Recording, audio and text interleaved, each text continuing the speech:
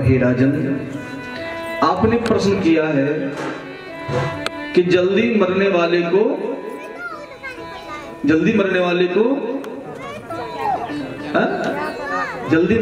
को क्या करना चाहिए। अरे ऐसे सुनेंगे कथा आप लोग का, भाई मन लगाओ तो कथा सुनाए, ने चुटकुल्ला कहानी भजन सुनाए, आता तो हम लोगों को सब है, ऐसा नहीं जो जानते नहीं।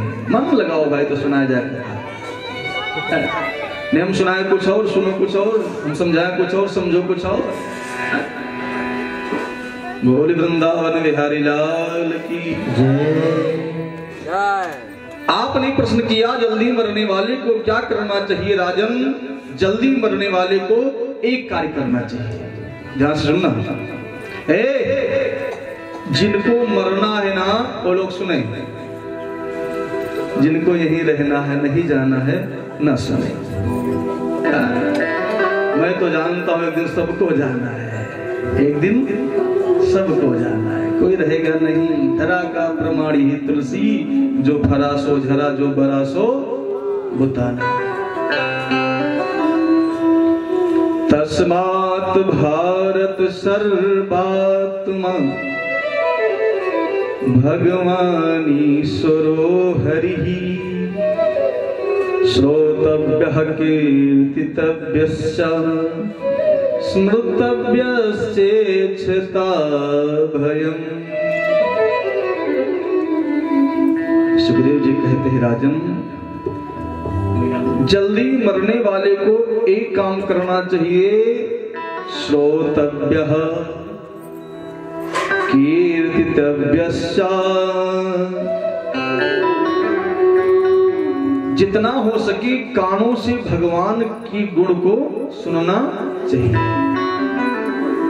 स्मृतव्यश्चेच्छता भयम्, और उस श्री हरि नारायण की गोविंद की झांकी का स्मरण ध्यान करना चाहिए। जल्दी मरने वाले को एक कार्य जितना हो सके सुनो और ध्यान करो बस। लेकिन हम कर नहीं पाते हैं। मैंने तो कई लोगों को देखा कि जब तक वो युवा है ना, खूब घूमे, खूब 312 देखे, पिक्चर देखे 3 से 6, खूब मस्ती की, और जब बूढ़े हो गए ना, भगवान की कौन कहे, तो वो बच्चे को राजा बनाने में लग जाते हैं, 2-2 पैसा जोड़ जोड़ करके। मैं कई लोगों को देखा, आम डाल से गिरा ना, युवा व्यक्ति है, कोई उठा ले तो ठीक है खा लो भैया, और बूढ़ा ये लाठी लेकर दौड़ा वही रख देना हम लोग, उनको और माया घर लेती है। लेकिन नहीं, सुखदेव जी कहते हैं जाने वाले को जितना हो सके गुण को सुनना चाहिए, ठाकुर जी का ध्यान करना चाहिए। श्वास श्वास पर कृष्ण भजी, वृथा श्वास जन खोय, ना जाने इस श्वास की आवन हो न हो। जो श्वास मैंने बाहर छोड़ा, अंदर आए कि ना आए कोई गारंटी नहीं है। एक लोग बोले भैया गुरुजी, हमने कहा कहीं ना हमारा दादा इतनी अच्छी मौत पाए, ना हाथ हिलाए ना पैर हिलाए और 1 मिनट में खत्म हो गए।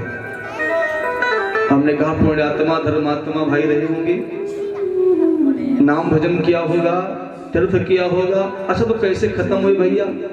कैसे सुबह सुबह स्नान करके आए, आओ गए मोबाइल लगाने, उसी में चिपक गए करंट में और खड़े खड़े रह गए।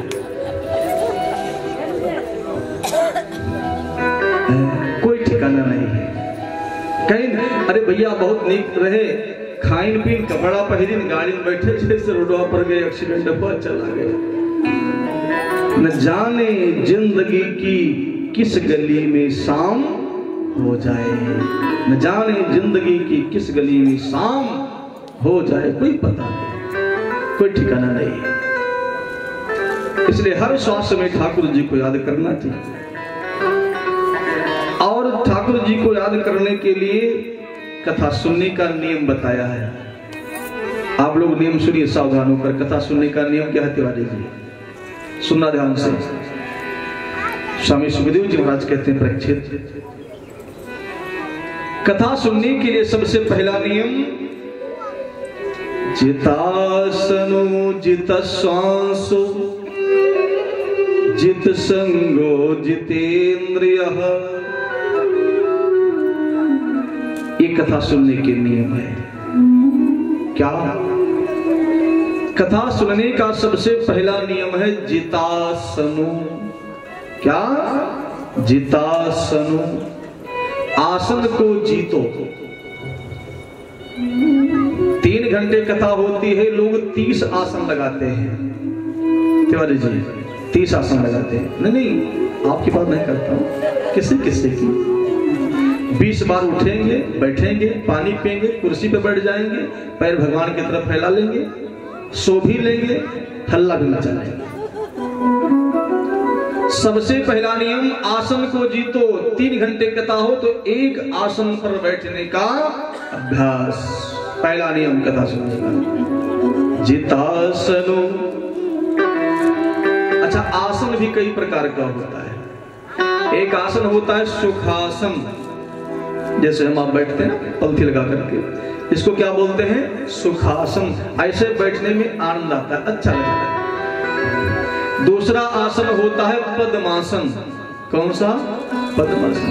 पंजे को दोनों जंघे पर रखकर बैठा जाए, पद्मासन। लेकिन पद्मासन को हम अधिक देर तक लगा नहीं सकते, लेकिन अगर लगा लेंगे ना तो स्वास्थ्य बड़ा अच्छा होता है। क्योंकि पद्मासन में पीछे की रीढ़ की हड्डी बिल्कुल यूं होती है, पेट अंदर घुस जाता है। हाँ देखो माता जी लगा रही है, अभ्यास कर रही है, करना चाहिए। तो एक होता है पद्मासन, एक होता है दरिद्रासन तिवारी जी, जिसमें दरिद्री आती है। उस आसन में बैठने से दरिद्री आती है। दरिद्रासन क्या है? ऐसे करिए, ऐसे बैठो कथा में, ऐसे, उसको कहते हैं दरिद्रासन। दरिद्री का वास घुटने में होता है, इसीलिए किसी को प्रणाम करिए तो घुटना छूकर नहीं, पंजे को छूकर प्रणाम करना चाहिए। क्या छूकर? पंजे। श्री गुरु चरण सरोज रज निज मन मुकुर सुधार, वो प्रणाम है। और एक होता है शोक आसन, जब लोग दुख में बैठते हैं, दोनों पंजे के बल बैठ जाओ, सर पे रखो दोनों हाथ, उसे कहते हैं शोक आसन।